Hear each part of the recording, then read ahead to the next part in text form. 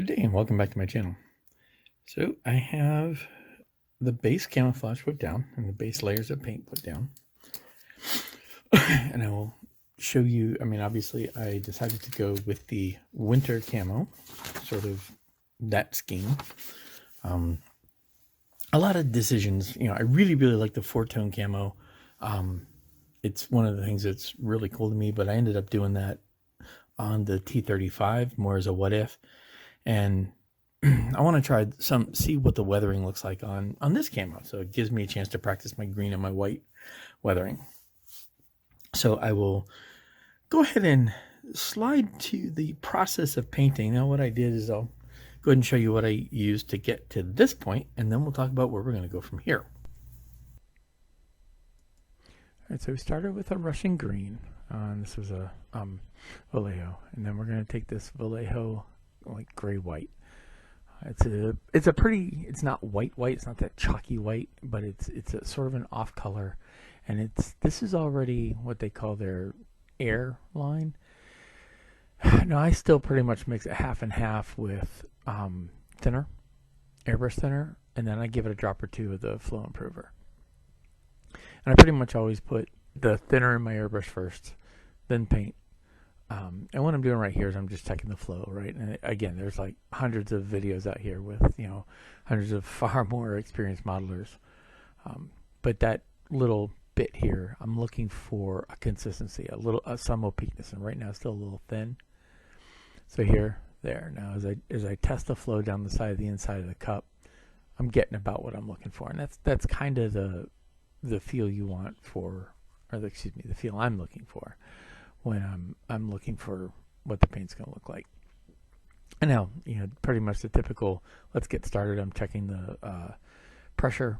No, I don't have PSI, and I probably should. I should probably put a gauge on my compressor, but I don't. But I just pretty much go by feel. And that's why my gloves and my hands are always marked, because I'm going to spray in the back. Now pretty much that's it. I just get started. I start going with the squiggly lines. Now I do have the picture, right, that I showed you where that I'm using for a base. And I'm just going to speed this up because this is just literally the same thing going over and over and over and over and over. So it's just walking in the lines. I find it easier to shoot from the bottom up, like underneath where the running gear is and things like that. And I don't really kind of blob it in a place. I'll go back and I'll put in the lines. You can see I'll kind of go back and forth, hit the same spots I've already done before to sort of fill them in. And remember, this stuff was applied in the field, so it's sloppy. And essentially you're going to see, as you do it, you'll go back and you'll get a feel for having the look you want. You don't want to just blob it in one coat. You go back, you lay it down, go back, hit it again, fill in some more. If it's still a little translucent, then hit it again. Like you can see here, I'm just sort of filling out the edges, tightening it up, hitting the clear spots, and that's pretty much it. This is, again, I'm not the best airbrusher in the world, and there are, like I said, there's plenty of videos out there on how to do this. But this is what I did to get. Okay, so those were, what I'd used to get to this point. What I have done, like I said, as you can see, I've taken the tracks off. The running gear will also come off, and I'll weather those separately, and I'll get into that. What I have, right, is some pictures as I went. And I don't have a place to put electronic pictures up in front of me down here in my workbench, which maybe I need to try to find a way to remedy. But so I print off pictures of images that I've seen, and I will go ahead and I'll actually put those pictures up here.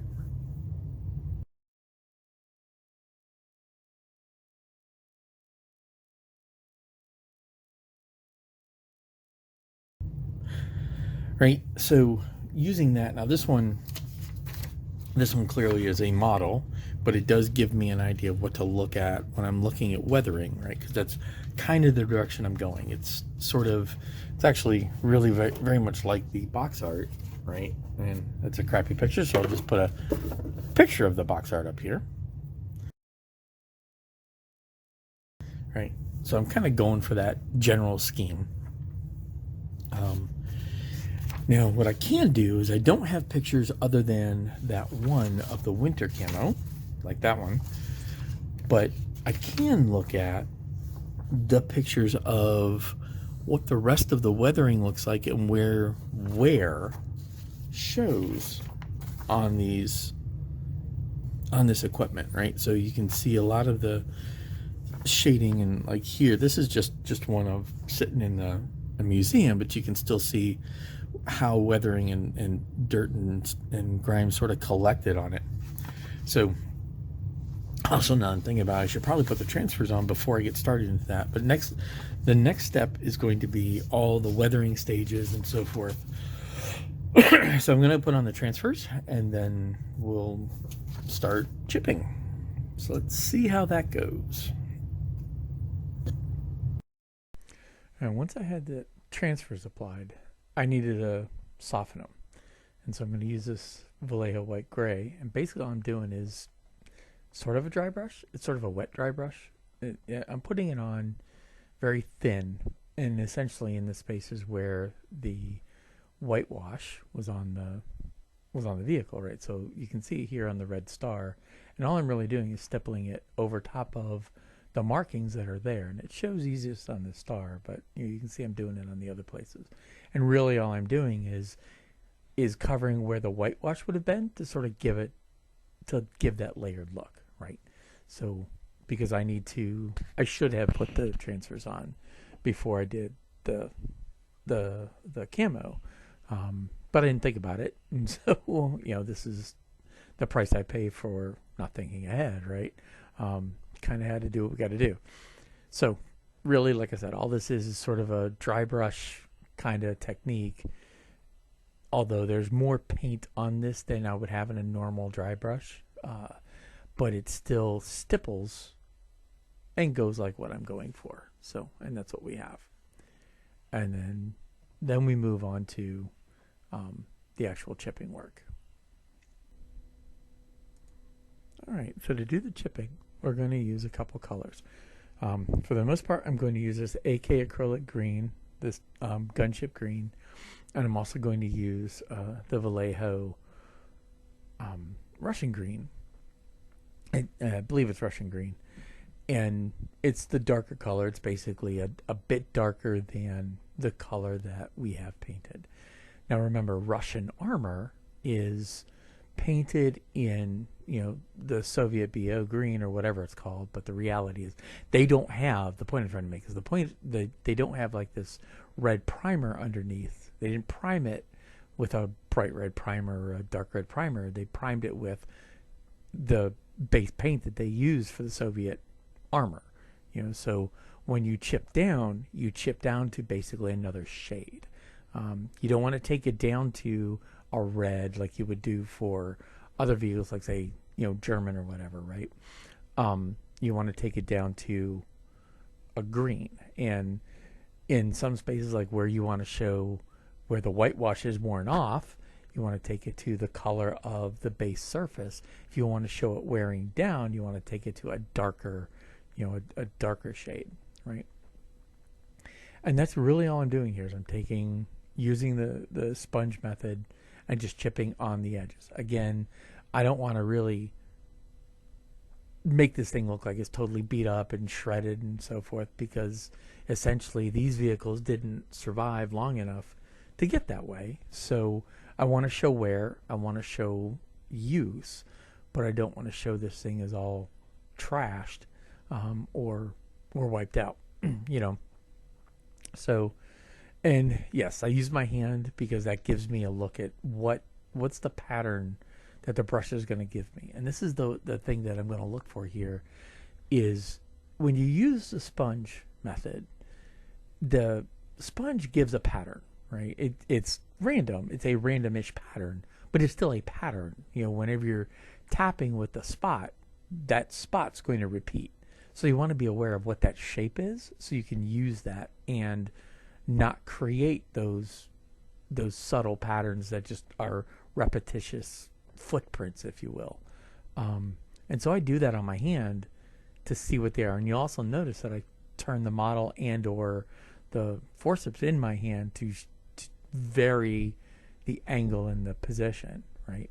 But if you look at the marks on my hand, those are showing me what's sort of the quote-unquote footprint that is going to come from each time I touch it. And when you touch the paint, you're going to have this nice big footprint, and the more you use it, the softer it's going to get. Now, if you aren't careful, remember, sponge absorbs. So if you push hard, if you change the pressure that you're using to touch, you're going to change the footprint and the amount of paint that's going to come out. So if you press harder, you're actually going to blodge it. And that's one of the things I tend to forget about when I go to do these things, is you've got to remember to keep your pressure consistent so that your chipping is consistent. Now, there are ways, you could go back and do this with a brush and highlight, so forth, and that kind of thing. And I do that a little bit. I will occasionally go down and I will actually do with metal, a metallic color, like a silver or a gunmetal color, just to show chipped all the way down to the metal where you've taken even the primer off. But I don't do much. We don't do that much at all on a vehicle that you don't want to show that much wear on. And that's what I'm doing here. I'm going for something that's still fresh. And that's kind of the direction I'm going. Now, a lot of this stuff I'm doing back here on the back panels, it's going to get hidden under the mud effects and so forth. But I'm going to do it anyway, right? Because it's what doesn't get covered, I want to be there. And remember, underneath, on the underside, you're really worn out, right? You're going to get a lot of wear. And all of this stuff is logical. Be logical on where you're going to go with this, with your thing. Look at your reference photos, right? That's what I do. I do that a lot. And remember when I said I would come back with a brush, and that's what I'm doing. I'm just giving a little bit of a touch to sort of show special kinds of wear if I'm looking for a certain effect. And like in this case, I'm looking for sort of a little bit of a wash where the edges of the straps, they're worn a little bit, and that highlights them. And I'm not quite as precise. I can't be that precise with the sponge, so I'll go back with a small brush. Like I can't get in there underneath those handles, so I'll go back with the brush and do that. But use your tools. I find that the brush is faster and accurate enough. It does what I want it to do, but it doesn't always get to everywhere. Just be aware of what your tools are capable of doing. And what are you looking for, right? I'm not looking for some of the really, really precise work that I would need a brush for. And again, I know I'm going to lose a lot of this stuff under weathering, and that's kind of why I'm doing it this way. The grosser changes that I have here, this is what's going to show under the weathering. If I do much more than that, if I get really, really fine and get these micro details of multi-layered chipping under here, the weathering is just going to obscure it, and it's wasted time, at least from my perspective. So we just go through with that, and that's essentially the chipping. All right, so with the chipping done, the next thing to do is go on and lay in the mud, and then the oils and so forth. So we're going to end here, and the next episode I will go into the layering on the mud and the oils. So I hope this was helpful, entertaining, and useful. And as always, until next time, happy modeling. Have a great day.